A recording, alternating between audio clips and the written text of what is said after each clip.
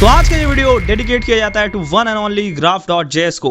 यहाँ पर आज की इस वीडियो में लोग बनाने वाले हैं एक graph.js पेज नहीं ग्राफ पेज, जिसके अंदर बहुत सारा डिस्प्ले कराया जाएगा डेटा। क्या बोल रहा हूँ मैं, यहाँ पर बहुत सारा डेटा को डिस्प्ले कराने वाले हैं हम लोग।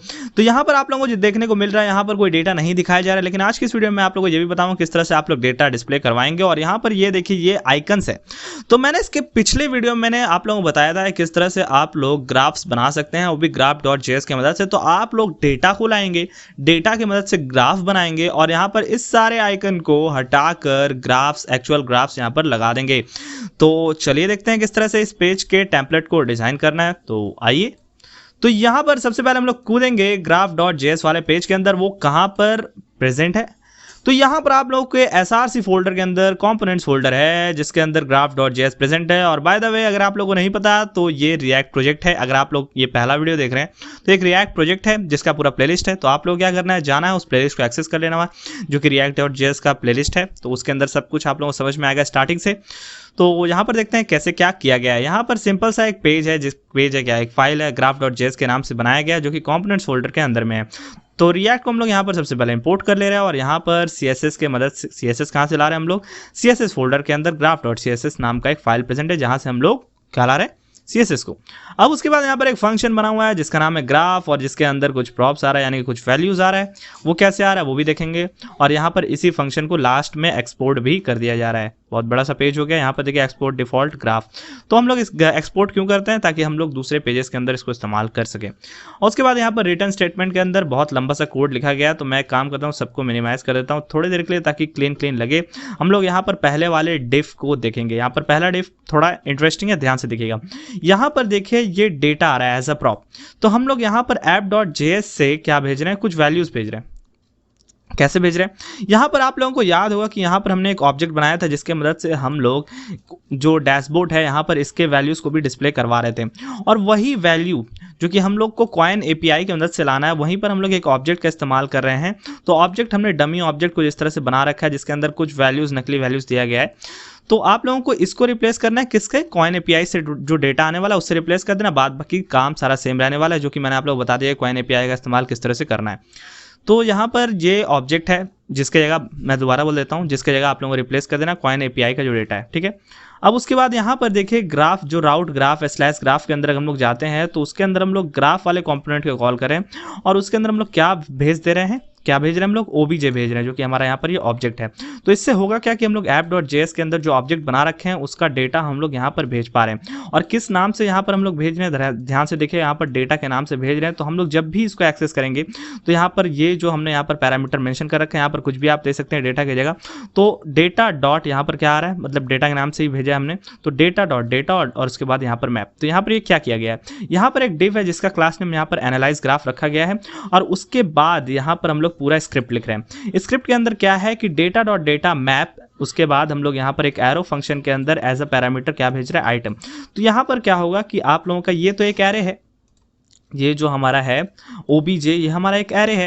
एरे के अंदर 2 ऑब्जेक्ट प्रेजेंट है, जिसके अंदर नेम, ब्लॉकचेन, प्राइस, USD ये सब दिया हुआ है। तो यहाँ पर ये एक एरे है। तो हम लोग यहाँ पर क्या कर रहे हैं कि बोल रहे हैं कि डेटा है जो यहाँ पर हमारा पैरामीटर है, और किस नाम से भेजा गया है, हमारा डेटा के नाम से भेजा गया है। और जो कि वो एक एरे है, तो हम लोग मैप फंक्शन कॉल कर सकते हैं। तो क्या करेगा कि एक एक एलिमेंट को उठाएगा। यहाँ पर 0th इंडेक्स पे हमारा एक ऑब्जेक्ट प्रेजेंट, तो उसको उठाएगा, फिर 1st इंडेक्स पर, ऐसे करके पूरा लास्ट तक वो एक एक एलिमेंट को उठाएगा और यहाँ पर रिटर्न करते चलेगा।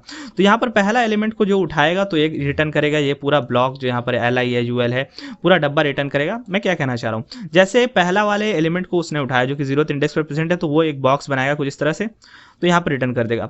फिर जैसे ही दूसरा एलिमेंट मिला, दूसरा मतलब एलिमेंट मिला, तो यहाँ पर एक और बॉक्स बनाएगा, उसका डेटा डालेगा और यहाँ पर कुछ इस तरह से रिटर्न कर देगा, ठीक है।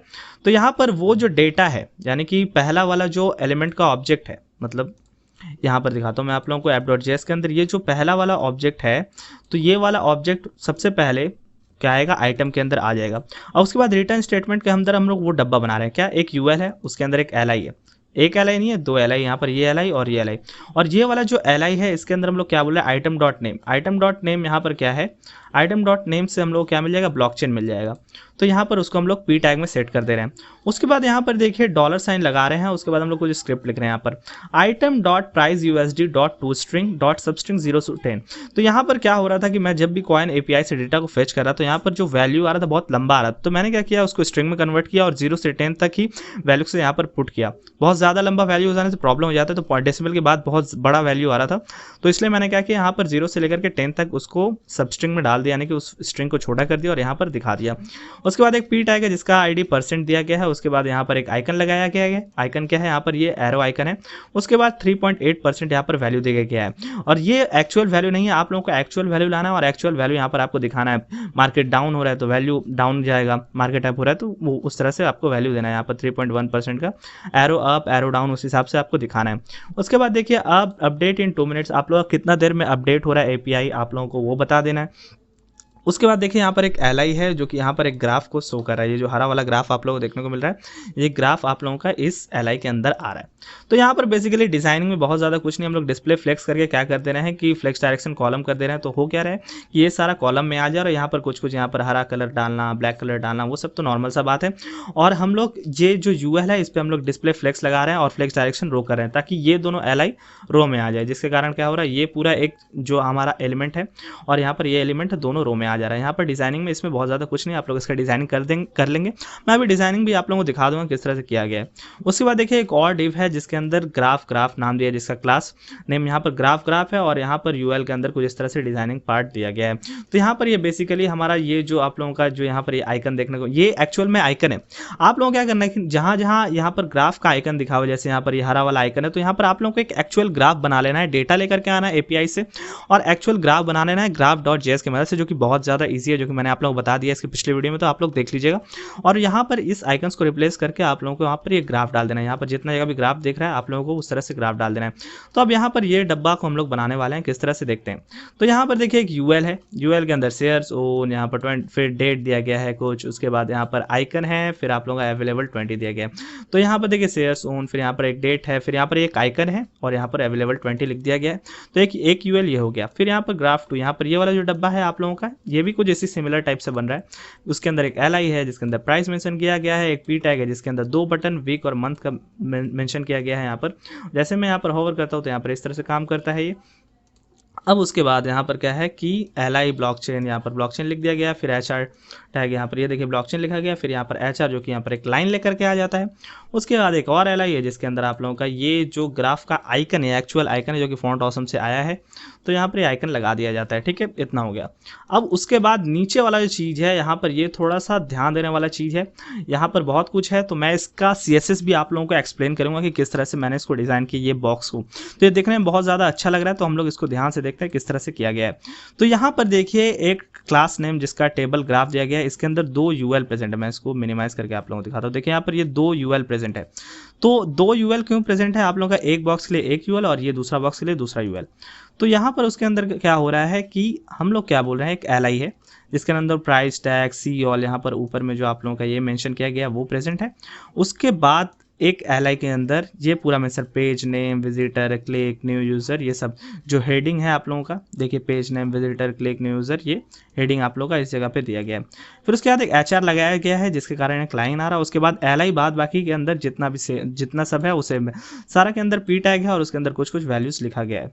तो यहाँ पर देखिए यहाँ पर ये है, फिर ये कुछ इस तरह से आप लोगों का वैल्यूज़ यहाँ पर आपको इसको रिप्लेस करना है। आप लोगों को क्या करना है एक्चुअल में कि आप लोगों को कोई भी एपीआई का इस्तेमाल करना हो और जो डेटा आप लोग दिखाना चाहते हैं आप लोगों को एक एल आई का इस्तेमाल करना, और डेटा जैसे मैप मैंने यहाँ पर आप लोगों को बताया कि डेटा डॉट डेटा, यहाँ पर मैप जैसे कोई भी एरे है आप लोगों का, तो एक एक एलिमेंट को उठाएगा और आप लोगों को रिटर्न करते चलना है। तो क्या करेगा कि यहाँ पर एक एक इस तरह का लाइन बनाएगा, मतलब ये एक रो बनाएगा, उसके अंदर ये वैल्यू सेट करेगा, ये वैल्यू सेट करेगा, ये वैल्यू सेट करेगा और ये वाला वैल्यू सेट करेगा। तो यहाँ पर आप लोग एक ही एल आई बनाएंगे, उसमें क्या करेंगे कि अलग अलग वैल्यू जावास्क्रिप्ट की मदद से डालते चलेंगे। तो यहाँ पर आप लोगों को इतना सारा एल आई बनाने का ज़रूरत नहीं, ये सारा एल आई सेम ही है, ये जितना भी एल आई सेम है सारा, और उसके अंदर एक एच आर डाला हुआ है। ठीक है, तो आप लोगों को क्या करना है कि इसका जो डेटा है आप लोगों को इसी प्रोसेस का इस्तेमाल करना, जो कि मैंने आप लोगों को यहाँ पर एक्सप्लेन किया। इसी प्रोसेस के इस्तेमाल से आप लोगों को एपीआई का डेटा यहाँ पर डाल देना है। इसको हम लोग बंद कर देते हैं इस वाले यूएल को, और उसके बाद वाला यूएल भी सिमिलर ही है। उसके बाद वाला यूएल के अंदर हमने क्या किया है कि बस लास्ट में देखिए उसके अंदर 4 पी टैग था, यहाँ पर देखिए 4 ठो पी टैग था एल के अंदर। इसके अंदर हमने क्या किया कि 3 पी टैग कर दिया ताकि ये थोड़ा छोटा हो जाए, यहाँ पर छोटा हो जाए। तो चलिए अब हम लोग इसका CSS देखते हैं किस तरह से इसको बनाया गया है। तो यहाँ पर CSS के अंदर आते हैं, ये वाला CSS सब आप लोग देख लीजिए, मैं एक लाइन से दिखा देता हूँ। यहाँ पर बहुत ज़्यादा एक्सप्लेन करने की जरूरत नहीं है, बेकार में ज़्यादा समय हम लोग वेस्ट नहीं करेंगे। यहाँ पर आप लोग देख लीजिए, मैं आस्ते आस्ते थोड़ा नीचे कर देता हूँ इसको, तो ध्यान से देखिए। और आप लोग टेंशन मत लीजिए, मैं पूरा इसका फाइल प्रोवाइड करवा दूंगा कैसे डिज़ाइन किया गया है।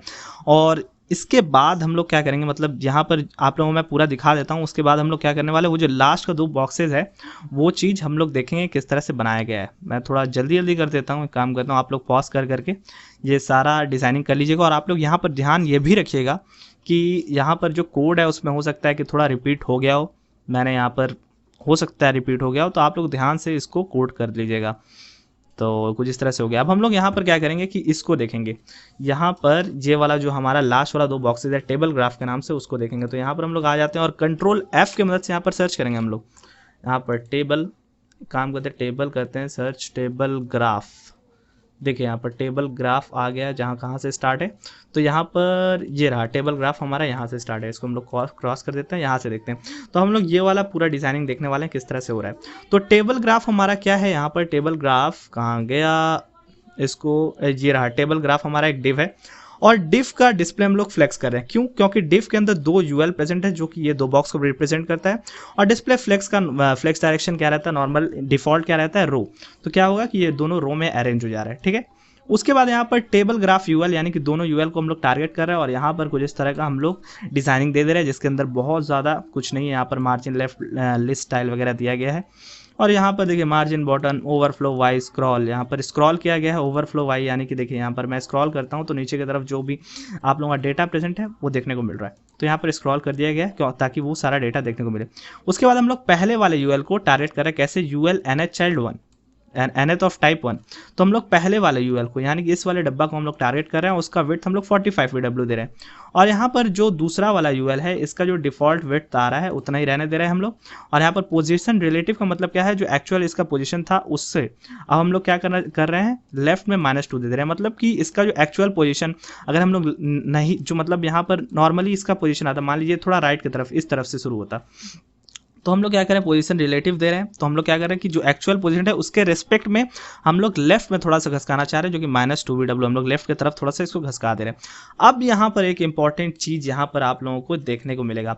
अब यहाँ पर ये देखिए जो बॉक्सेस है इसके अंदर मैं स्क्रॉल तो कर रहा हूँ, लेकिन मुझे यहाँ पर कोई स्क्रॉल बार देखने को नहीं मिल रहा है। यहाँ पर मैं देखिए स्क्रॉल तो कर रहा हूँ लेकिन मुझे कोई स्क्रॉल बार देखने को नहीं मिल रहा है, ठीक है। स्क्रॉल कर रहा हूँ लेकिन मुझे कोई स्क्रॉल बार देखने को नहीं मिला, तो कैसे हो रहा है। यहाँ पर देखिए आप लोगों को इस तरह से लिखना है, टेबल ग्राफ यूएल हमारा जो बॉक्स है, उसके बाद वेब किट स्क्रॉल बार, और हम लोग उसका डिस्प्ले क्या करते रहे, नल। तो जिसके कारण क्या हो रहा है कि यहाँ पर आप लोगों का स्क्रॉल बार हाइड हो जा रहा है। फिर उसके बाद यहाँ पर देखिए हम लोग यूएल के अंदर जितना भी यूएल है, मतलब 2 ही यूएल है, उसके पहले वाले को टारगेट कर रहे हैं और यहाँ पर उसमें डिस्प्ले फ्लेक्स कर दे रहे हैं, पैडिंग वगैरह दे दे रहे हैं, जस्टिफाई कंटेंट स्पेस बिटवीन दे दे रहे हैं। तो यहाँ पर ये दोनों को, ये वाला और ये वाला, ये दोनों को हम लोग टारगेट करके यहाँ पर स्टाइलिंग दे दे रहे हैं। उसके बाद यहाँ पर देखिए क्या है, table graph UL NH child 1 P nth of type 1। तो यहाँ पर क्या बोल रहे हैं हम लोग, जो पहला वाला जो LI है, यानी पहला वाला LI कौन सा है, ये पहला वाला LI क्या कह दिया मैंने आप लोगों को, थोड़ा गलती हो गया। यहाँ पर देखिए, यहाँ पर ये जो मैंने आप लोग बताया LI NH चाइल्ड 1, तो यहाँ पर एक बार रेफरेंस ले ही लेते हैं। ये जो LI NH चाइल्ड 1 है, ये क्या है ना कि ये ऊपर वाला जो आप लोगों का प्राइस टैग सी ऑल देखने को मिल रहा है, ये वो है। तो मैंने आप लोगों को बता दिया क्या कि यहाँ पर ये वाला चीज़ है, लेकिन ये एक्चुअल में ये है, पहला वाला LI ये है। तो इसके अंदर ये सब दिया गया है, देखिए यहाँ पर display flags, justify content centre वगैरह वगैरह दिया गया है। उसके बाद P of NH of type 2, यहाँ पर ये सी ऑल वाला जो बटन आप लोगों को देखने को मिल रहा है, यहाँ पर एक कुछ इस तरह से डिजाइनिंग दिया गया है उसका। अब उसके बाद देखिए हम लोग क्या चाहते हैं कि ये ऊपर वाला जो LI है, सबसे फर्स्ट में जो LI है उसको छोड़ के बाद बाकी में एक ही स्टाइलिंग चाहिए मुझे। तो मैं यहाँ पर क्या लिख रहा हूँ, टेबल ग्राफ यूएल LI, उसके बाद मैं नॉट लिख रहा हूँ। मुझे कौन सा वाला नहीं चाहिए, table graph UL LI NH child 1। तो मुझे पहले वाले को छोड़ के बाद बाकी जितना भी LI है उसके अंदर ये वाला चीज चाहिए, ये स्टाइल मुझे चाहिए। तो मैं यहाँ पर डिस्प्ले फ्लेक्स दे रहा हूँ ताकि ये सारा अरेंज हो जाए इस तरह से। फिर यहाँ पर जस्टिफाई कंटेंट स्पेस बिटवीन दे रहा हूँ ताकि बीच बीच में गैप आप लोगों को जो देखने को मिल रहा है वो गैप भी आ जाए। पैडिंग दिया जा रहा है, फॉन्ट साइज दिया जा रहा है, कलर और कलर ग्रे दिया जा रहा है। फिर यहाँ पर वही यहाँ पर देखिए क्या है, टेबल ग्राफ ULNI, फिर यहाँ पर P not table graph ULNI of type. यहाँ पर हम लोग P को टारगेट कर रहे हैं, इसके अंदर जो P है उसको छोड़ के बाद बाकी जो LI के अंदर P है उसको हम लोग टारगेट कर रहे हैं और यहाँ पर उसका वेट 5 PW दे रहे हैं। फिर उसके बाद क्या है, table graph ULLI P nth child of type 1, तो nth ऑफ टाइप 1, तो हम लोग P के अंदर कुछ वेट यहाँ पर 20 VW दे रहे हैं सारे के अंदर।